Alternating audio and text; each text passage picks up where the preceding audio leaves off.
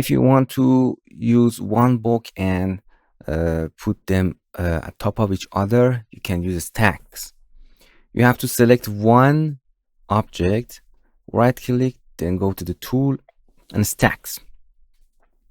And you can see it automatically stack them on top of each other. You can repeat the list. You can create copy as an instance. You can twist it. You can distort this twist and randomize that. You can offset in X, offset in Y, and distort this offset, and done.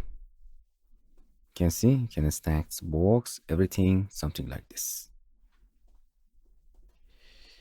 And you can see these are one object as stacks.